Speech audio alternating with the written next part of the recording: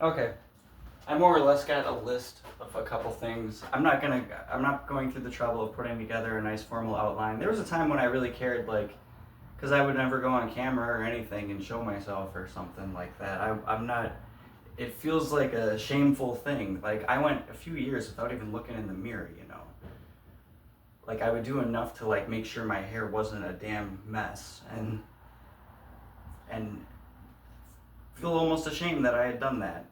So I've learned that, well, anyhow, when I came on, I felt like nothing I could say would be worth anything. But I also know that I'm really compelled to share certain things that I do believe have value. But I don't do it for the credit, but I also look at my life and wonder if I've like failed to take credit for what I could have at times when I see other people push to take credit that they don't even necessarily earn.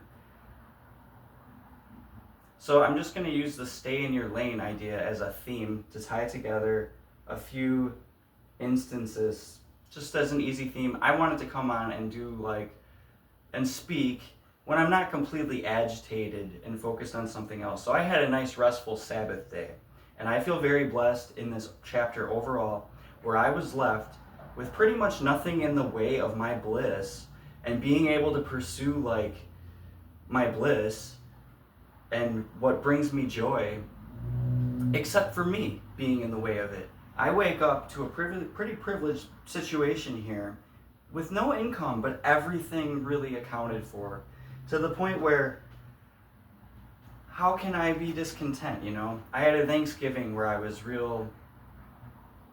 it was as guilty as I ever felt, that I had to acknowledge that I was very dissatisfied with my own situation and my Thanksgiving, because I'm trying to convince myself of what I'm thankful for, and I realize I'm not thankful for this. I don't want this. I find this unacceptable.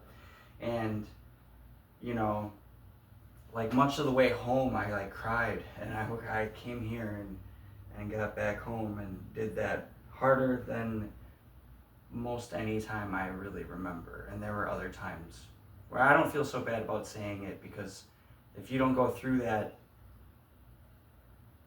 you're probably just a really shallow person. But I felt really not grateful. Anyway, I've woken up to this situation where I'm so blessed, I can't deny it. I might almost guilt myself for not feeling thankful. So it's like, open your eyes, like the things that you might still remain dissatisfied for. I'm really lucky to be in this country and to be in my exact situation, but especially knowing what I had dealt with before. And now I've pretty much cut off anything that should. It still probably tries to nibble at the protective hedge around me, but it hasn't been successful. So I've had this chance to actually stay in my lane and to attend to my own bliss.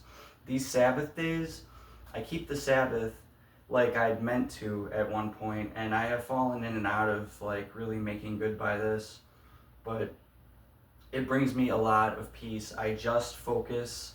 I thought I wasn't gonna do this video, but I can't really call it much of a Bible study, but I did something.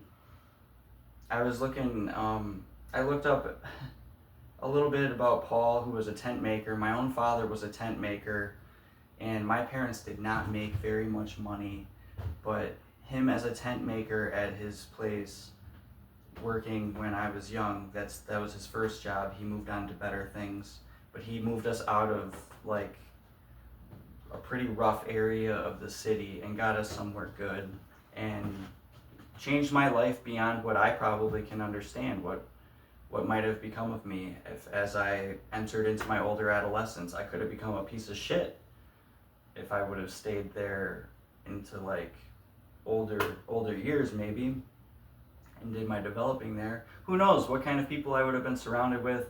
But then, honestly, I don't know. I do believe in the quality of people that I came to be around.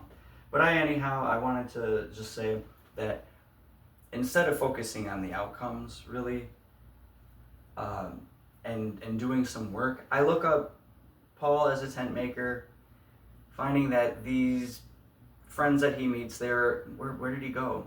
It's an Acts. So he meets these people who were like banished from Rome, and someone from Greece too or something. Some people who were banished. Oh no, and then he goes and preaches to the Greeks and the Jews, is what he says, on the Sabbath days. So he's in this area to do some work, and then on Saturday he decided to do his preaching. And I'm not necessarily trying to run any kind of ministry here, but I mean to be of service to the truth. And that's what I try to do here. So it might feel like work, but really it's kind of also something, it's good for my own soul, and I mean to contribute something that can help others being closer to God, I guess, but also just for them to not be imposed upon by the forces of this world, and for us to disqualify their right to have gripes about what is outside. Well, so I find myself very restored anytime I actually try to make a point of honoring the Sabbath day and keeping it holy. I did not get off to a good start. I did not do this perfectly. I have fasted. I've done as much as that. Fasting is not a hard thing for me. I mean, I have times where I'm actually not, as long as I got my mind on something else, fasting is not a difficult thing for me, and I find that it makes me feel really good. So I know some people maybe get agitated, but that's probably if you're sitting there thinking about how you shouldn't be eating food or something. I wrote myself a poem for God here about, a poem. I wrote a good poem that I was really pleased with, brought a lot of joy to me.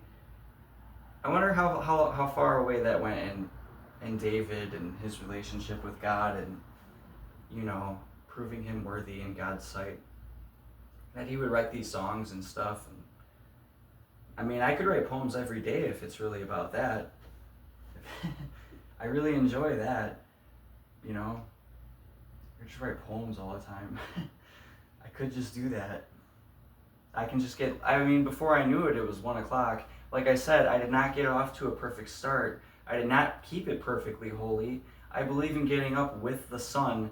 And I don't know why, but in the summertime, you think, I find myself getting up way earlier, that the light is out, and I would have been up at 6. I don't know what that is about. I think I'm dependent on the caffeine a little bit.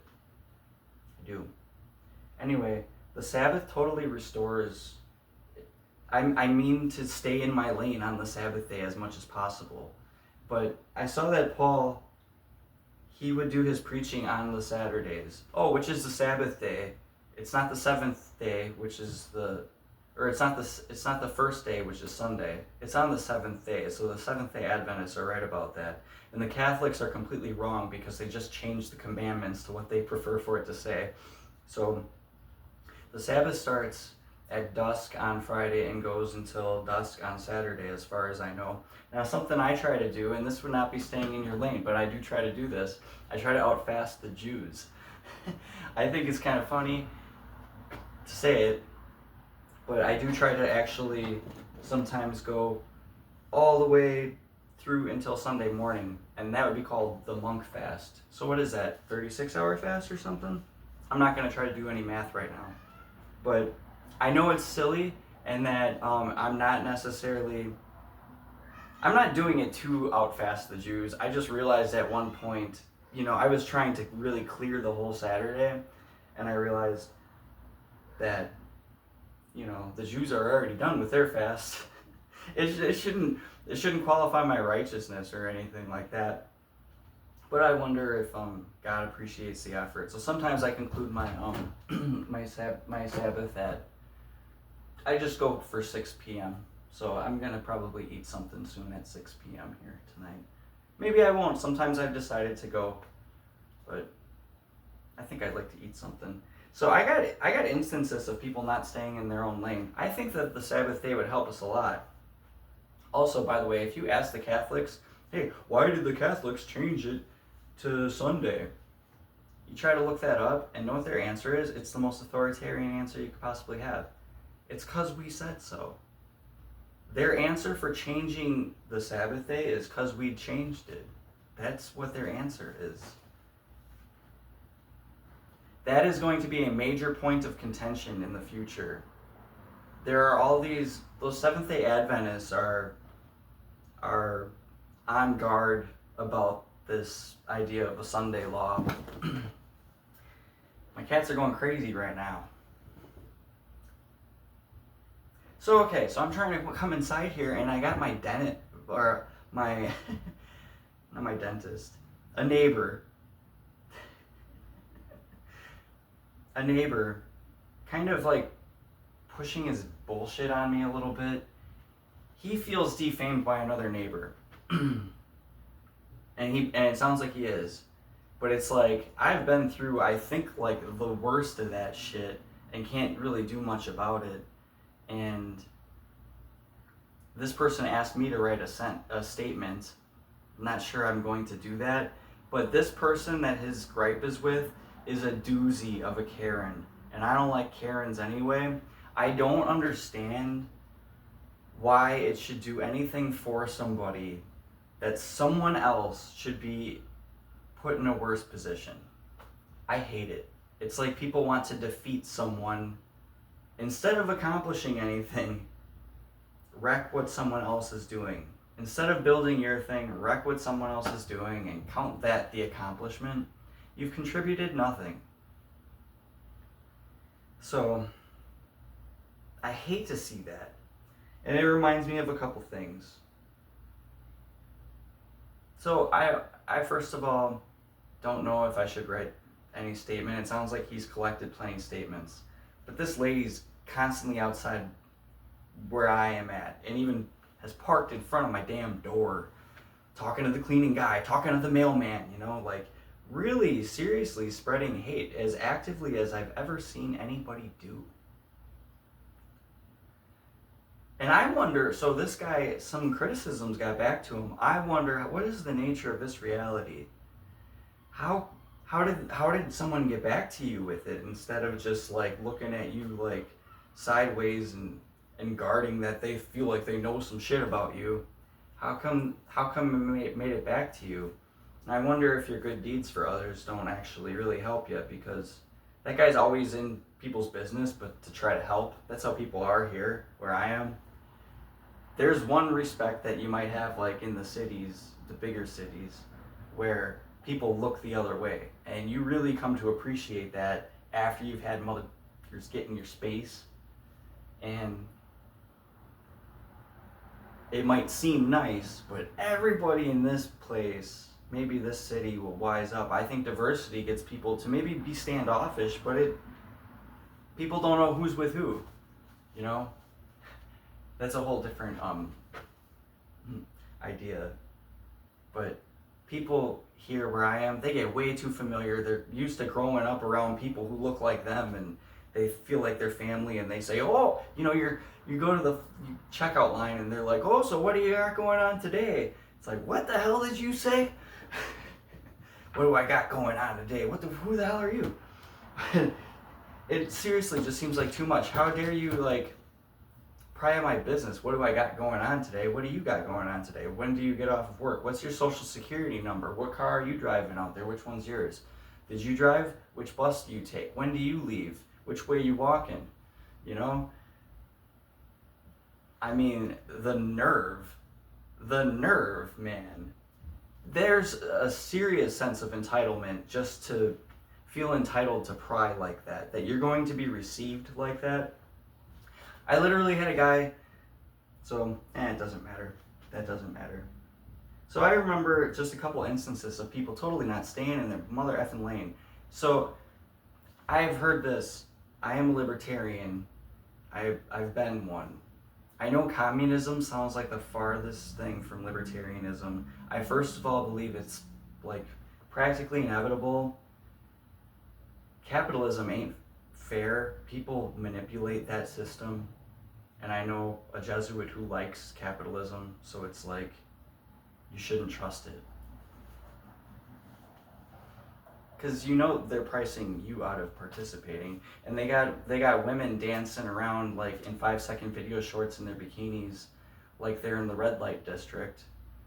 And I would advocate for prostitution, actually, because I think it would be safer, and I think it would actually be really good for the American family. So you don't have men looking at women as sex. and women looking at men as money, you instead actually bring those transactions into the sunlight and let these people do this safely. And if you want to actually be with me, it have nothing to do with my money, because you can go be hoeing if you want. And if I wanted a piece of ass, I could go and find one of these bitches in one of these whorehouses, and they'd hopefully be kind of clean, and a girl can make her money in her summer off from college or whatever, and it'd be her little secret that she did it that one summer or something like that. And people maybe grow up about the sexual tension in these relationships, where the guys, I heard someone say, the man tries to use love to get sex, and the woman uses sex to get love.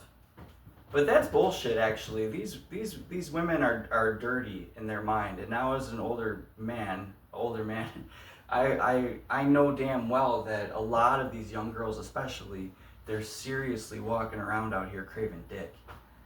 It's not cool.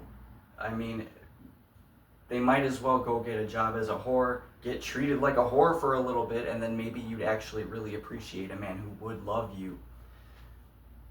I don't know. But I know libertarianism sounds like the furthest thing from communism. I think communist system, if you gave me the straight up libertarian system now, the playing field is all lopsided anyway. Government has helped to establish almost every single monopoly that's ever come into existence, said Milton Friedman, I think. I can't remember. But someone credible, so don't take it from me. Look it up. But now it's so lopsided. So if there was just a sudden libertarian situation when you've already got people way up here and people way down here, rising tide lifts all boats. It kind of lifts the standard, is what it does. It doesn't raise all boats. Our poor people, true, they have phones, but those phones keep them in bondage one way or another anyway, and only help them stay plugged into a system that really inhibits their participation in anyway. You gotta have email, you gotta have a phone number and stuff. Some of them can't even keep that shit on. You can't even keep a phone on, But anyway, yeah, it becomes nothing for somebody to pay $100 for a phone every month, $200, $300. But then the in-group, out-group bias, people who don't stay in their lane, you might really enjoy that someone else can't keep their head above water, because you really equate your financial blessings with your competency or your responsibility. The truth is,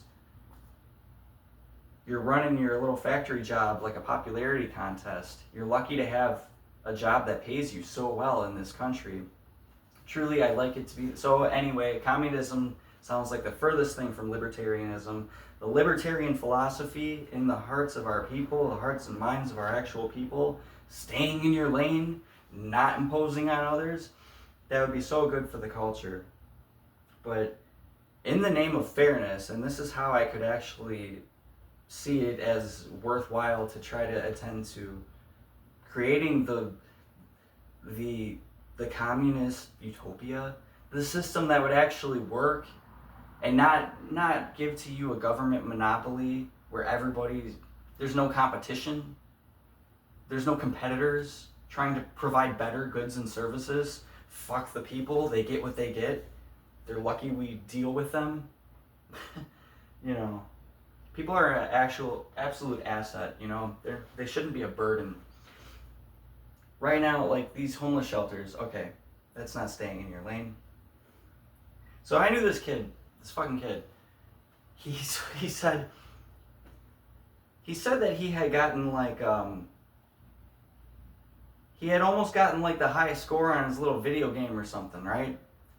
Like he'd almost gotten the high score. This should technically be like the second best playing experience you ever had then, if it's a measurable thing.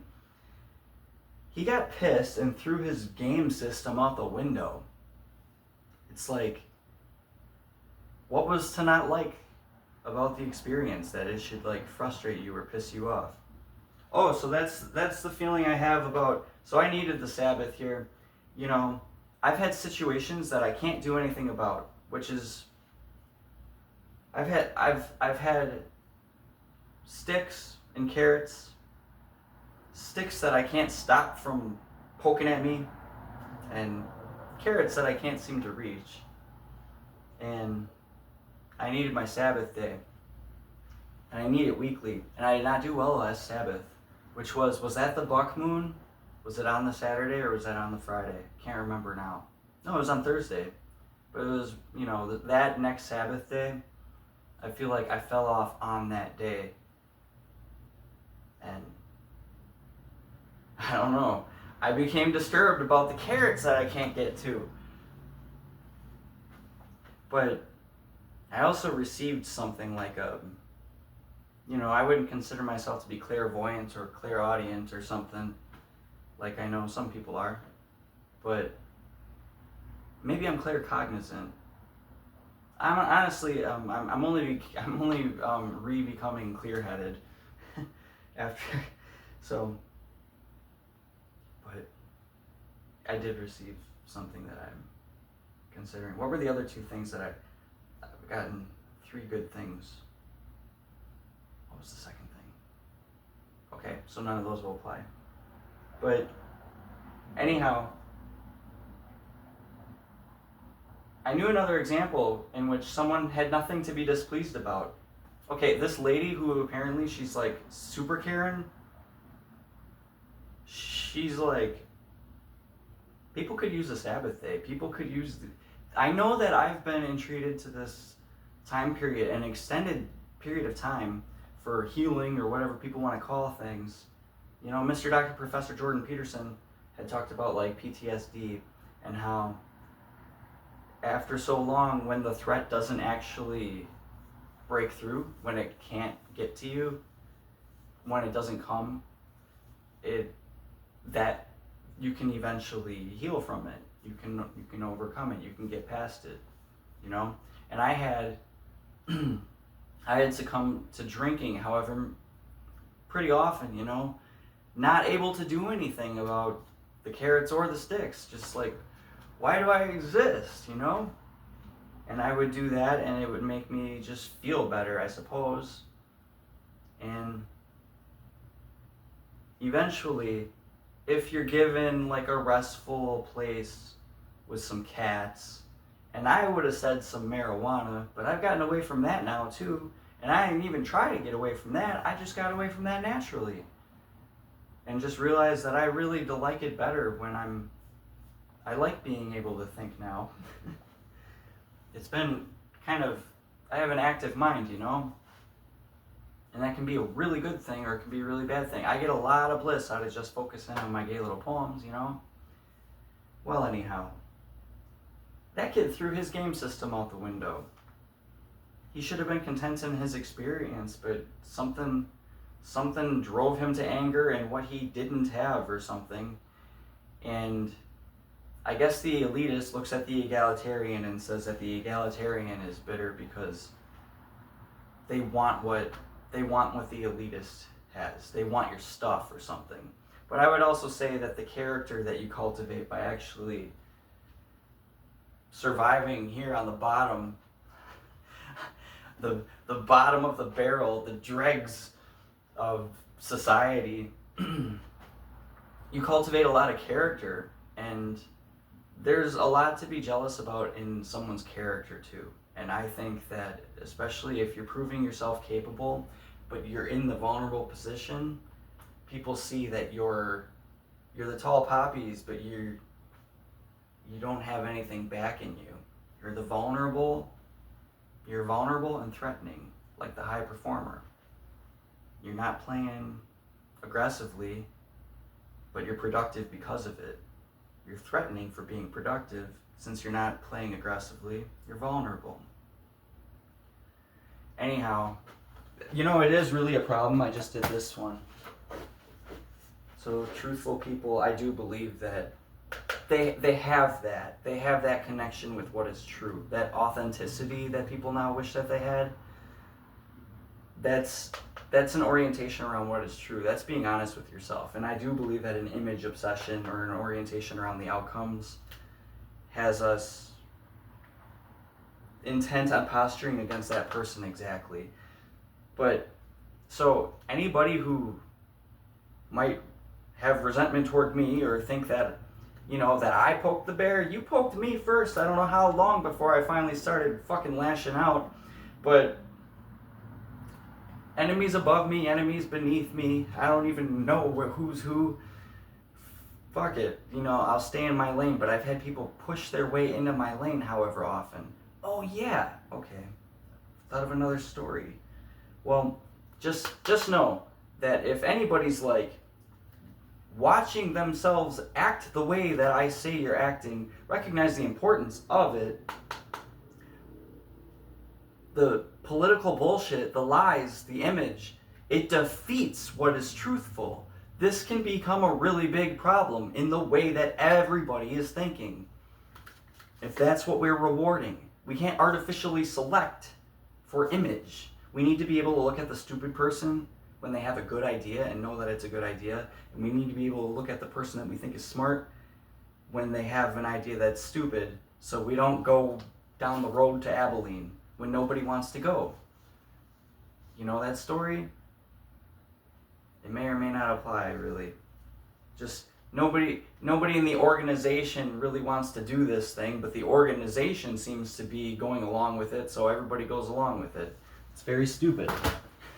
And then you all end up doing what not one of you wanted to do. We all end up in a system that none of us want to be a part of. So we need to encourage people in their individual pursuits. Your excellence should not be contingent on keeping someone else down. So I know this there shouldn't be anything that makes you discontent about someone else's situation. You should be orienting around your truth too, not trying to juxtapose your own appearances or your own image against somebody else's. So I knew this kid, I was in swimming, which is why that stay in your lane philosophy really spoke to me in the first place. So in the context that I was taught stay in your lane, we were talking about public affairs or public relations. So we would train Marines to speak on their job expertise and just stick to that, you know what I mean?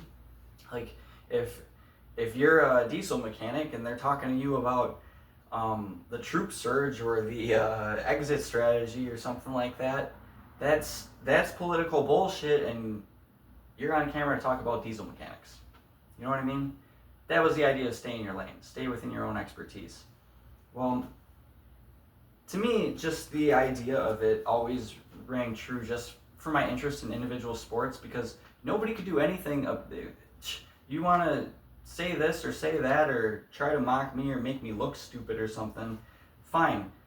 But in those sports, no one could inhibit my ability to have all of the success that was available to me through my own efforts. Nothing you can do about how fast I could swim.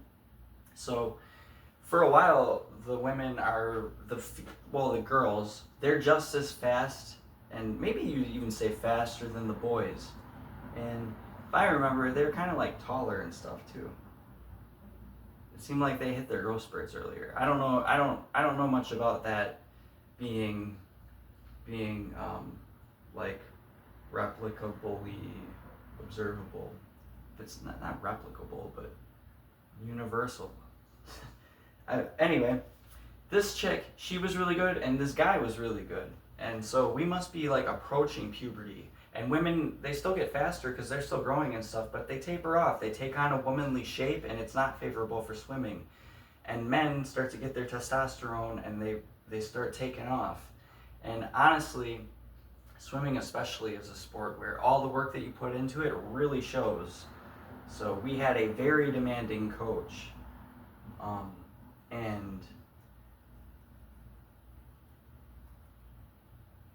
like if you start at 8 years old, you can expect, like there was a guy, he was like a jock, he was on the football team, and he came out for swimming, and someone was like, oh, is he gonna make states? And I'm not trying to like laugh at that or anything, but it's like, just because he's good at other sports, you can't come into the swimming pool all of a sudden when you're older and be as good as even someone that you think is not athletic, they've been swimming since they're 8.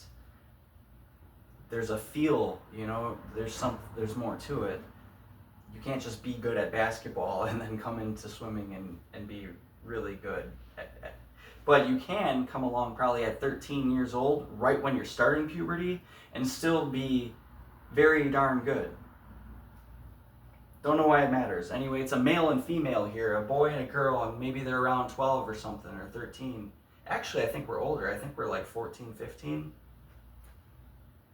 Actually, I think we're older. I think we're like 15, 16. I don't know. So the female was really good. So was this male. Anyway, he gets his best time in this event. He's thrilled. He's happy. She goes, she gets her best time and edges him out by like hundredths of a second.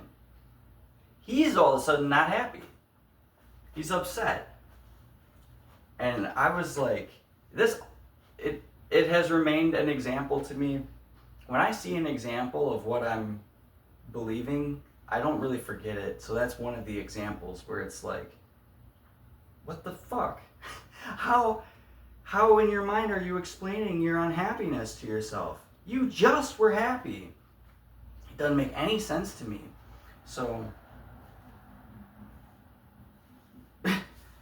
I mean, I don't see why that should affect your experience. But I know that this is a problem that everybody's dealing with. Honestly, they all need a Sabbath day. They need a little less work. You know what would be nice? I don't work. You know, I wish I did. That's why I'm in such a privileged position here. I'm able to just do my writing, and how can that be? It even messes with me. Like, I can't focus on my writing because it's like, no, I should be making money or something. By the way, as soon as I make money, my rent either goes up or I make enough money that I'm not even allowed to fucking live here. That was the idea that I noticed earlier, is that no matter how much money you make, the system, all these income qualifiers, they're not there to actually help the impoverished. They're there to take as much as each individual can afford. And as soon as I'll work on that another time, or maybe somebody will steal that idea and work on it for me, because maybe that's not what I should be talking about. I should be talking about the culture. It's the human heart is a complex thing. It's this gray area, and I don't know that anyone can be an expert, but I know about the human heart. Or I have ideas about the human heart. I don't know if we know. We're always going to have to work on the human heart, you know? Anyway, she beats this guy. He's suddenly upset. He had his best time ever. It's against everything that swim coach taught us. So it makes me think of the Jesus parable, in which haven't read it in a while, but I mean, everybody's gonna get paid however much for their day, and Johnny come lately starts working in the last hour, or you could say, you know, gets salvation late in life and gets the same reward. Jesus says, if that person gets paid at the end, what's it to you? And truly, I feel that way completely. And I don't know why we would need to be told it, but I guess I haven't felt entitled enough that I have any right to even care. I'm not going to ask you what your apartment number is, what's your license plate, what do you got going on today, where do you work, or something like that. Complete strangers, feeling like, I don't fucking know you, who the fuck are you? Like, you gotta be a fucking entitled motherfucker to feel like you're received for acting like that. But anyway, I lived in a bigger city, and it was kind of more the common courtesy to look the other way or to not pry. There were other dysfunctional patterns than what I see in this place, where it's been a white city, a little white city, kinda, and it's like people get way too fucking familiar, in my opinion. You know, you're the fucking cashier. You ring it up. What do you mean? What I got going on today? What are you trying to make plans with me? It doesn't make any sense that you would be talking to me like that. Having conversations with me. What? Ring it up. And I would seem like the rude one to these people for saying that. So I learned to play along and, yeah, that weather today, You leave, it's raining out there, you say, stay dry. That's some funny shit. Every time I fucking hear it, it's really funny. We do these things to play along with each other, and that's fine. But I would seem like the rude one for thinking ring it up, but ring it the fuck up is a very polite thing you can do for me sometimes. I don't want to talk about our day and what we got going on for the weekend. What you got going on for the weekend? Oh, avocados, what are you buying these for? Like, it takes an entitled motherfucker to. Somebody asked me my apartment number. It's like, and the kind of situation that we got, it's like, I want to go, why? But then it becomes, I tried to ask him his apartment number and he was like all defensive, like he had something to hide, or he got all upset, or like, why should you care so much?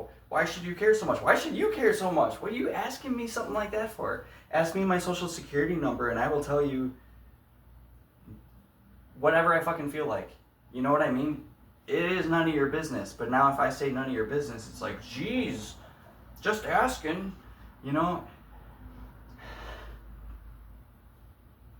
Anybody know what I mean?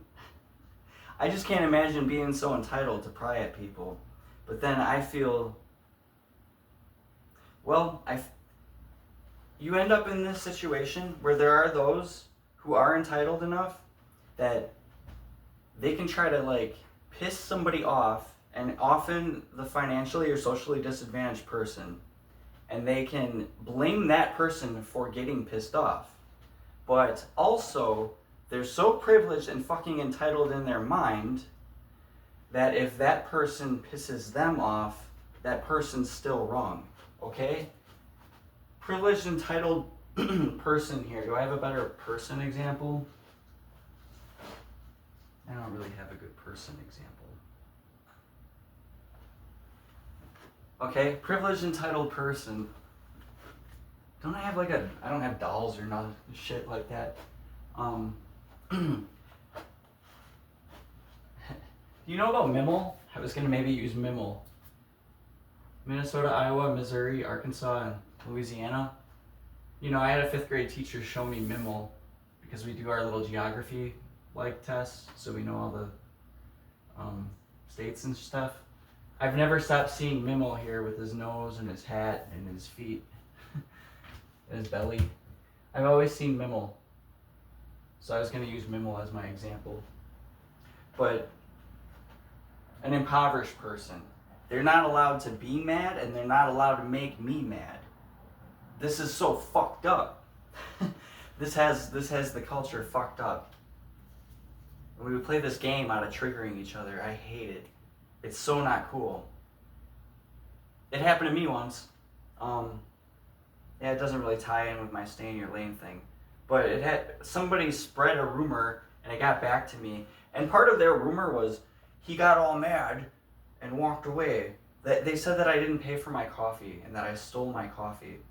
And this wasn't true. And obviously, I feel like this is my livelihood. I don't want my employer to think that I'm stealing stuff from the company and refusing to pay, which is completely false. And then we told him to pay and he got all mad and walked away. This isn't true at all. But a big part of the authoritarian culture, you mad, bro? You're not allowed to get mad, but you're also not allowed to make me mad. It's pretty fucked up, isn't it? We got a game that we play called try to make the other person fucking pissed and then fault them for being pissed. Don't argue and complain, Paul said. So I'm not really the biggest fan of Paul. Paul, who would preach on Saturdays, he was a tent maker, so he was around other tent makers, so he was staying in this area and working with them. And God told him, hey, I got a lot of people in this city. And he stayed there preaching for like a year and a half. Because God apparently uses people. Well, it says so. So, don't argue or complain. Well, that supports authoritarianism if you don't notice. And if you can't notice, then go to your workplace and find yourself biting your tongue and trying to play nice about all these things and making a game out of who's the upset person. And then these people have joy in the idea that that's the upset person. And now it's fun to try to get them upset and cheat them and hurt their livelihood when they're hanging on to their fucking survival, man, their right to participate, their viability as a fucking functional citizen. Excuse my language. Okay, so I'm not gonna keep running this video forever, but stay in your damn lane, you know? It should be no consolation to me that I outfast the Jews, but sometimes I do. But they're, you know, it's just none of my business. Someone else's salvation and someone else's relationship with God. What I am interested in, I really wish I had fellowship. Someone else believes something. The idea of these blood sacrifices has, like, I can find so many arguments for and against, so many different ways of seeing things. The Cathars were, so says he's Luciferian, so that's what you call him. I'm going to have to deal with those people at some point, but you got the Luciferian authoritarian idea, and then you have the Christian authoritarian idea, and it's amazing how they've covered both sides of this, so I expect that there's probably some point, I don't know if that's built into it, and if people know about it, or if I probably should make a video about it specifically, but the idea of the blood sacrifice, someone said that some Luciferian influencer, who I think calls himself a Gnostic, actually he calls himself something else. But, I mean, all these people that I like anyway, or I wouldn't even consult, like, what do they believe, you know? He was pointing out that the Cathars were burning crosses, because that's supposed to be evil, right? Well, not if you consider that the cross itself is evil, it's a torture device, and they don't like what it did to Jesus. Suddenly, oh man, now I don't know what I think. When I was a kid, it was really easy to see that this isn't right, this person being put on that cross. And now I came to the point where, did I convince myself that, you know, I thank God for the sacrifice, and I have this deep respect for it, and treat it very seriously, and have this understanding of repentance and this person suffering in my place. And it's like, wait a minute, am I celebrating a terrible injustice that's done to the most innocent person? I can see this too many ways. and then the people who do the, okay. So I'm interested in what people believe. I wish I could talk to someone who actually did participate in these blood sacrifices that we probably know damn well still go on. I said to somebody, hey, that can tie in. Why do you need to sacrifice somebody else? You know, so are they considering that Jesus' sacrifice doesn't count, that they're not covered? Or do they think that what they're doing to this person, because they think that there's something built into the reality, which there might be, where they're gonna, I don't know, transfer the life force? Like it's that movie or that show Highlander, remember? I think he would like kill the other swordsman and then lift his sword to the sky and like lightning would hit it, and I think he like stole their power or something like that. I don't remember it. I was just a boy, you know. But if it's in the reality, because the thing that bugs me, it's always an innocent person. I said to somebody, how come it's always the innocent, you know? why don't we do this to some like shitty person? There are shitty people. There's not really much of a shortage, especially now, in children and stuff. It's getting sacrificed. Why is that the history? And somebody said, well, I mean, if I was going to give somebody a gift and it actually meant something, it doesn't mean the same thing if I pull it out of the garbage. So you give us the most innocent human being, even if you thought it was just a character in the story, the character is a most pure and truthful and fair person, and the child of God, and that's who gets murdered brutally on this cross. But then the cross has the symbol. So I believe in the Jungian stuff, that this is an archetype for the self. And so the reason I'm even going down that road, I do wish I could talk to some of these people that, do they think that they're covered by this sacrifice? Or if they engage blood sacrifices,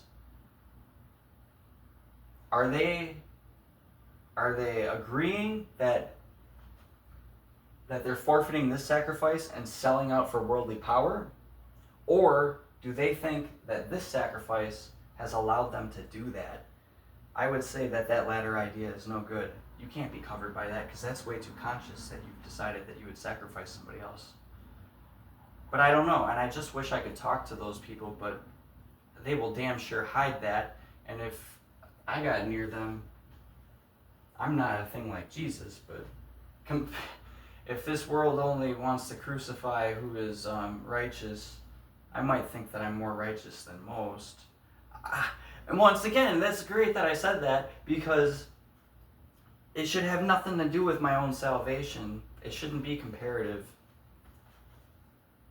I mean, everybody's belief is their own business, but that's why I will talk to anybody about God. I'm interested in hearing what anybody thinks. I want to know why they think it. They can sometimes back that up with good stuff, or they might only be regurgitating shit. Like, that's not quite the same. I mean, but people have their own deep experiences. I just got approached. So I get all the time, like, these advertisements for these for Mormons. 2 chicks approached me, gave me Book of Mormon, because I was sitting there like, you know, you want to go down this road with me? Like, well, let's talk about that for a little bit. And I was like really interested in their book.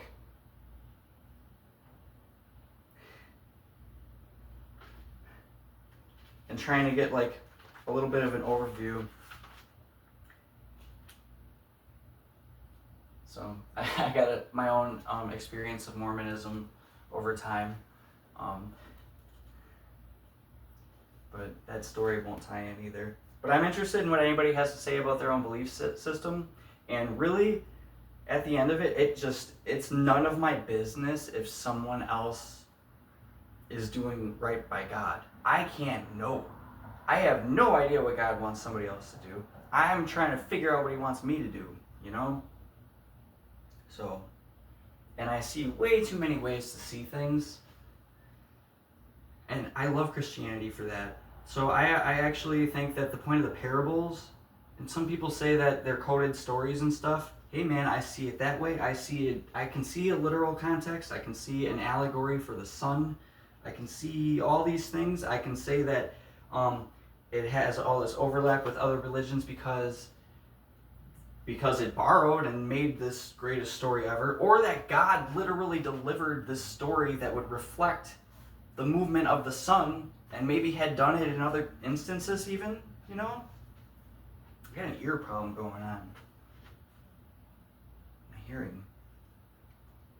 Well, so anyway, yeah, someone else's salvation is really none of my business. This wasn't supposed to be centered on that, but stay in your lane is the theme I'm keeping. I'll try to come up with a different title, but the point of everything that I do and have been doing, it is all strictly libertarian. And I do say that this is a Christian nation, And the thing that makes it a Christian nation is that you don't officially require anybody to be Christian. God gave us free will, and we vouch for the little guy, just like Jesus vouched for all these sinners and all these non-Jews who were supposed to be dirty, damn sinners. He said, no, they can count as God's people too. And that goes for the least of us who are nothing to posture over. And there are people who are blessed so well, and they claim, man, I am in a privileged situation, but I also got no money, you know?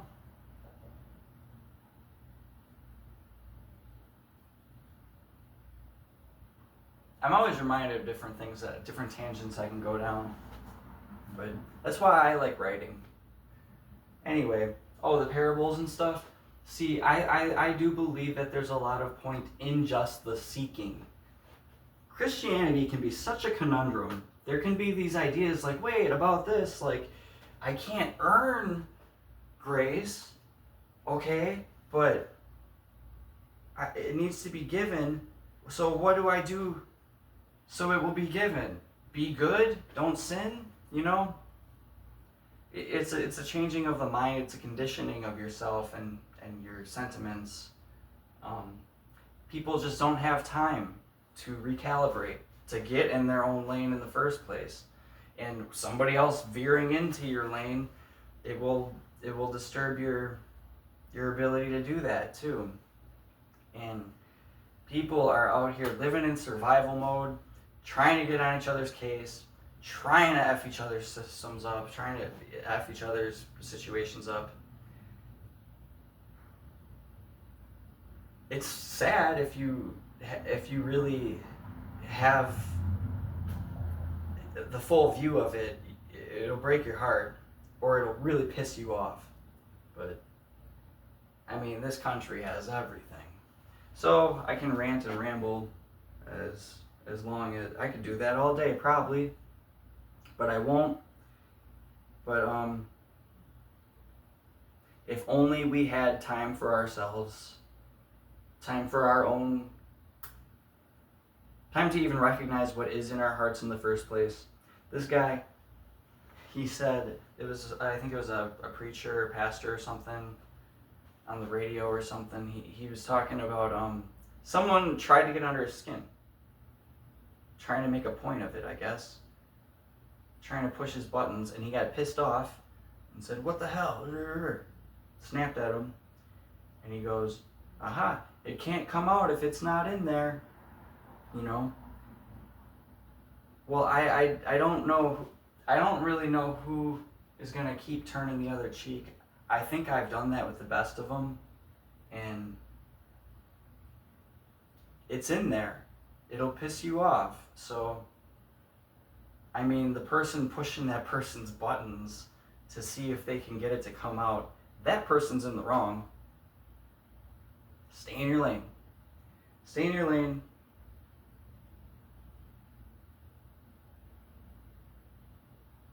I don't know, just don't cut each other down.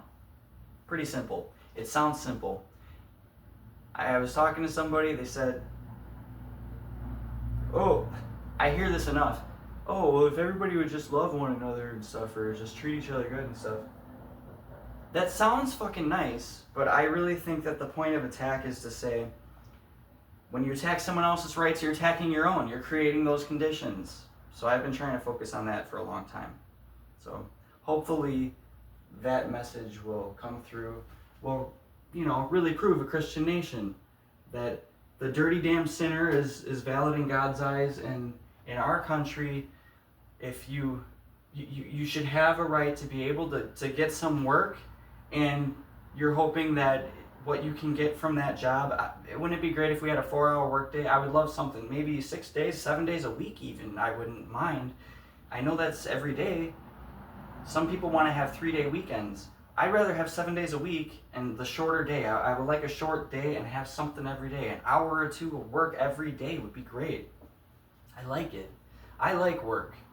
I do. I haven't liked not working. God has done this to me since the beginning, since I came out of the Marines. But even in the Marines, he has sat me down and told me to do my writing.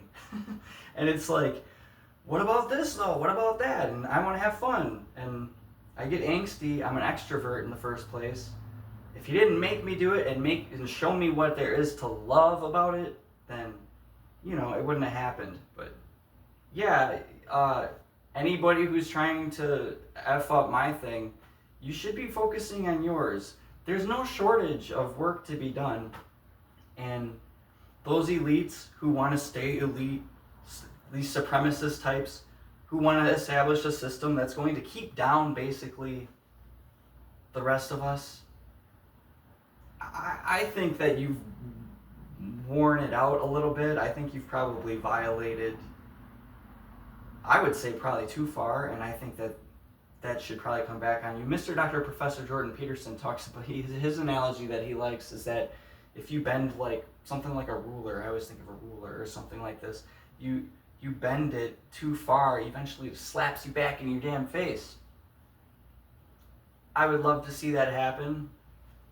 We know that, alright, so I won't name the factions, but there are people who have gone way too far. They're in violation.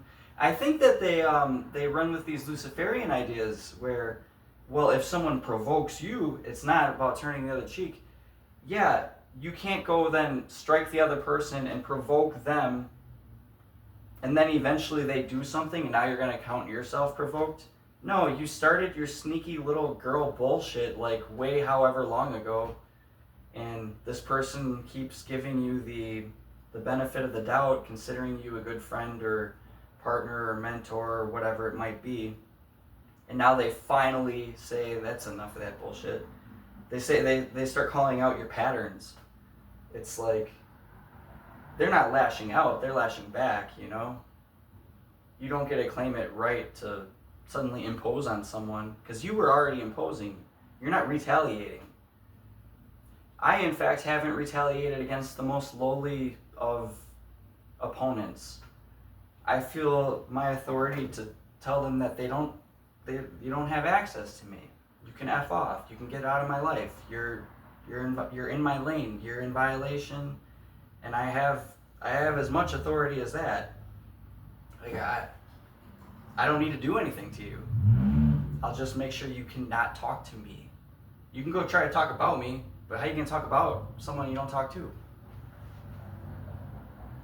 And so, all the sickness of the culture, I've thrown it at the enemies on high who've created that culture.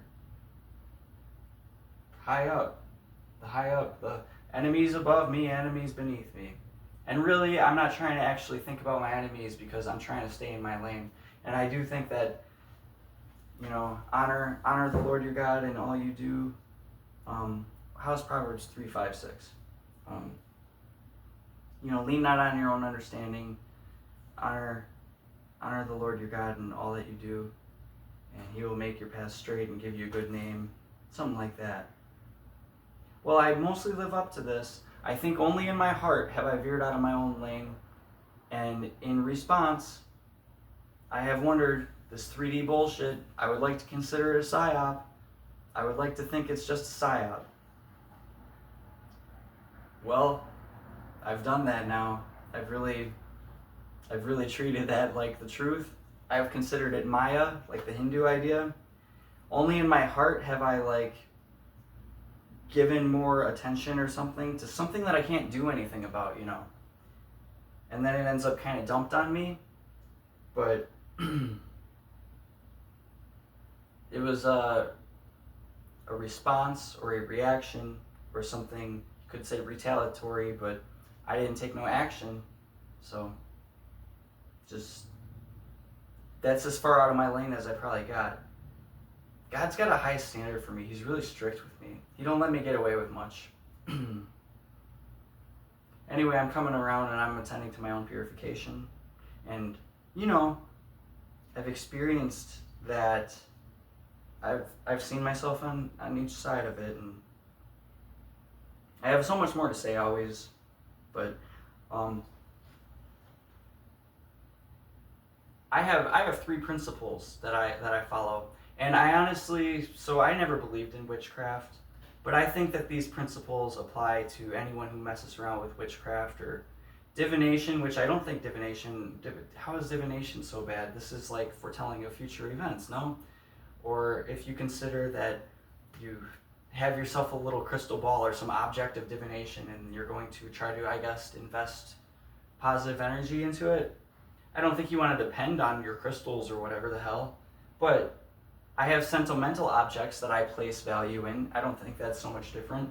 And as far as making predictions about the astrological energies in our air and stuff, when we know the moon affects us, and our women very clearly and specifically, and the men, and I'm kind of actually been pondering that a lot myself, but and people in general, and beings in general, and the entire earth itself, and the moon not even being very big, the small thing that's just closer to us.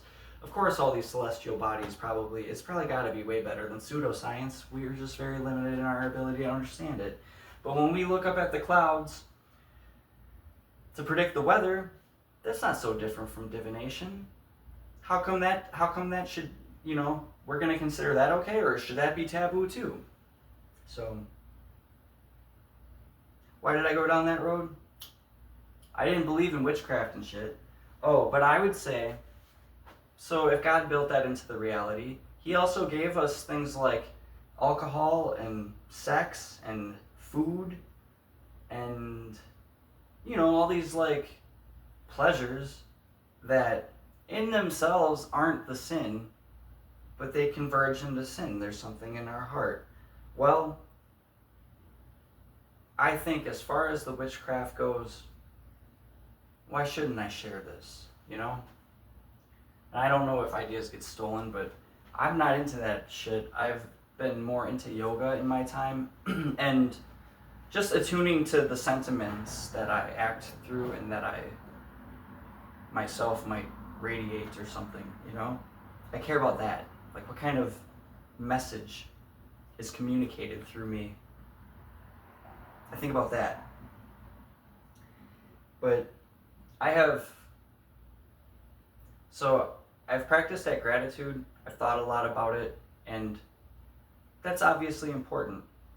I also do think that it relates to your thankfulness, or your identity and worthlessness. And Luciferians will try to reject that and basically almost preach shamelessness. I do think you need to have some self-love, but how can you know God to be so good? If you like, when I came home from that Thanksgiving, I could see that I had so much to be thankful for and that I wasn't thankful, and I felt terribly guilty, but really blessed. It's a conundrum. But gratitude, when you actually experience it, to pay attention to your own gratitude and to not let it be pride. You are given blessings to then, use your child. You want to basically hide behind your child and use your child as a token of your responsibility and how you're, I guess you're reproductively fit or something. What are you, an animal? Or like, I eat healthy foods, but I'm lucky that I can have those foods. I shouldn't be proud of it. Money. People become proud instead of grateful. Practice gratitude. Tell the witches. Messing around, imposing on people with your damn witchcraft. I believe you're in violation. I don't think it's necessary to do that. I hope it does come back on you if you've overindulged in that. You would deserve it. Why are you focusing on someone else, trying to hurt somebody else? If you had powers, why would that be what you do? Why would you do that? Golden rule. And honor the truth. Gratitude, the golden rule, and abiding by the truth that God actually gives you. not just changing it, manipulating it. So I think that those same rules that I pretty generally apply to Christianity and my functioning in the world, because something keeps me blessed enough, you know? I'm not the worst. I don't have this terrible heart. I've got a good heart, but, you know, no credit to me. I think we start to think that we deserve credit, you know? But something actually takes care of me for some reason, and I think that those are the only three things I do, because like in my drinking was probably my biggest sin, and then it was really just kind of like through drinking I would maybe have the sins more, where I'm just way further short of imperfection or of perfection, you know, which we all always are, you know. Unless you're going to turn into an angel, you know, as soon as you're that perfect, there's no enlightened people. You will literally turn into fucking light and become an angel. You don't belong here on the earth if you're that. Well, anyway, okay. Golden rule, gratitude, and honoring the truth. In other words, just stay in your lane, right? I just don't know why somebody else's situation should ever become our business unless they've imposed on us. Like many influencers have, you know. I have a Book of Mormon. I don't plan to read it, so I don't know if I'm going to keep this. I always think it's interesting that it should find its way into my house. I think I need to quit drinking coffee. Or at least just use it at the right times. I got a boot camp story. I was going to the Mormon service because they let you write letters. Me and a friend. That's why we went there. And then they started really trying to convert us.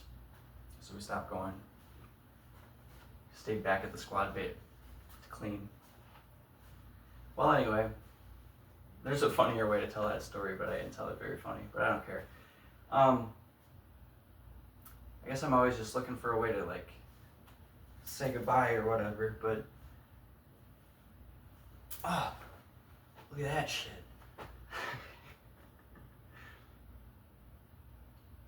Okay. I don't know, nothing satisfies me, so I hope that's helpful, because it's kind of the basis of everything that I'm oriented around. It's very libertarian, it's very American. All this selling each other out, that's the most un-American shit you can do, because you have sided, anytime you side against your citizen, and you say that they don't have a right to argue or complain, you have defended a system that can go too far. So I really hope that we don't do that. I hope we don't have too many neighbors slandering each other and trying to defame each other and shit. Asking you to fill out statements about them and stuff. Oh my goodness. I tell you though, this lady takes the cake. Unless he asks for my statement again, he says he's got more than 20 statements. They're just way too involved with each other. Makes you not, like, I don't know, you gotta just not. I've always kept people at a friendly distance, but it would be really nice to actually have, like, friendly people. But I was really focused on a woman when I first got here who it just seemed like she was there all along, and that maybe it was because she was supposed to be my match or something. In that case, I think I liked the idea of the person, and there was more of this physical attraction and stuff. But I don't even know that person's personality. They did all the wrong things. They betrayed me, and they held on to the lie for like a year. And then their way of like letting me know about it was like, as I'm going to bed the day before I'm going to see my grandparents for like the last time, like letting me know about involvement with my family members the day before I'm going to see them, and my grandparents for like the last time that I probably might ever see them. But anyway, I was in this long distance thing, and this chick wouldn't even talk to me on the phone much. And I did recognize over time, okay, she's making an absolute joke out of this. And I lost all that time, but it was good because it set me on this like celibacy streak that, you know, I wouldn't be trying to take, especially set up and in a good position and stuff. And I was that driven. I was really driven to like get my life in order to be with her. She wasn't worth it, but she was worth putting me on the right track. And I ran into this sign and it said God for a change. And these signs are still around sometimes. It said God for a change. On a day where, what was the issue? I think I was having phone issues. Like I had to change phones. It wasn't the day that I broke that phone. I had a whole period where I couldn't get a phone. But it said God for a change. And I was like, oh, I can't text this girl. God for a change. So that's what this whole period has been for me. I'm very blessed. Not a lot of people get it. We do need to stay in our own lane. We do need time to actually like do that inner work, you know? Carl Jung, you know? This is the archetype for the perfect self. And I got no problem with that idea. I got problems with how people construe the teachings, and I myself have wondered if it's, should we celebrate the teachings or should we celebrate the death of an innocent? Is that not a perverted idea that we could be tricked into? Well, the thing that turned Carl Jung onto his own studies that led him away from the Freudian ideas was an interest in symbols and their universality, and the cross being a very important one. And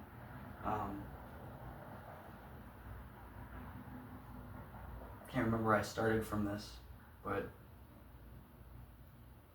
we need that time to do that inner work that Carl Jung would recommend that we do too. And he even made it a grave warning that we need to be able to do that. So those who are on top, who are hollow people, shallow people, those people, you need to concede. I mean, I'm not even trying to be difficult, never wanted to be. I just wanted to contribute. But then you seriously impeded on me. I was trying to go to this like school, and like I am going to include this reference from a guy, a Jesuit, and I haven't even made contact with the school, and now all of a sudden I have some Jesuit person at the school, up in the school, because they're up in all the schools, so they can maintain their supremacy and impede the progress of mankind, humankind. I had them reaching out to me then. That's okay, because it helped me realize I don't want that degree. I don't want to be like one of you. I don't want to be like one of you and basically, you know, wear my degree like it's a pretty dress, you know? Anyway, okay. I'm not trying to... So I'm just trying to contribute. We need time to do that inner work. Carl Jung made it a grave warning that we gotta do that. We gotta care about the quality of the people. What are you gonna do? Try to just make sure that things become very exclusive and that people can't access like certain technologies that you're afraid of them having because you'll be better if only you have them? It's almost like gun control. Like, you don't want like some lone person to be able to make an atomic bomb, right? But I don't know why you guys think that you're gonna be better off like being the only ones who can then be effing around with stuff. Like, if you restrict air travel or something like that, how about just restricting education and critical thinking? You think that's good for human progress? I think you're wrong, and I think you're in violation. I think that you don't fly high like eagle. I think you're the devilfish. This deep in the depths fucking devilfish that is so deep down that we have very few pictures of this fucking creature. It's so deep and hides in the darkness like a fucking cowardly fucking devilfish. And if you try to bring it up to the surface, all that outward pressure that it has to push out in order to actually survive down there, you try to bring it up to the surface, it explodes. You guys can't come to the light. You guys can't be in the light. Not if you're gonna run your sinister operation the way you do. You want to fly high like eagle? Stay in your fucking lane. Stop having such a problem with the egalitarian type. The elitists got a problem with the egalitarian types more than the egalitarians. Well, the egalitarians rightfully have a problem with the elitists because the elitists actually impede human progress. So I get a little pissed about it too. But I ain't no egalitarian type. That communism never appealed to me. But in the name of fairness, it might make sense. You can't have libertarianism now because you propped yourselves way far up. You'll be able to afford everything. You'll buy up these bitches who don't even realize that they're dancing around in their little phone like it's the fucking red light district. Dude. We need a good feminist. We need a good feminist, not some elitist bitch. What am I saying? Alright, man.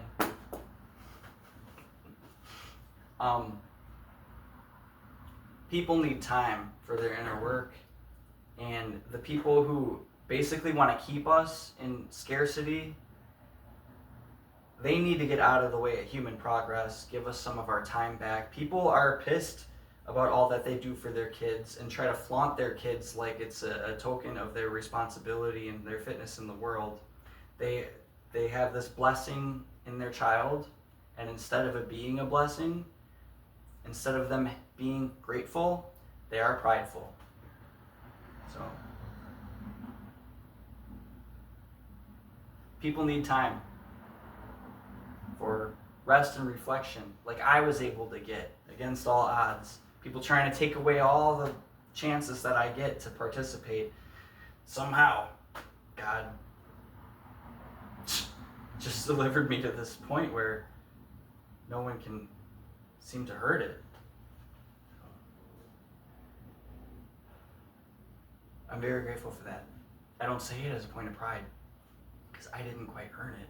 I'm lucky to be in this country where it's even possible, and in this time period where it's even possible. So I hope that everyone can find that point of switching what they might have pride for into finding gratitude for it instead. I think that would be a good start for all of us. Be more like Jesus, our perfect self.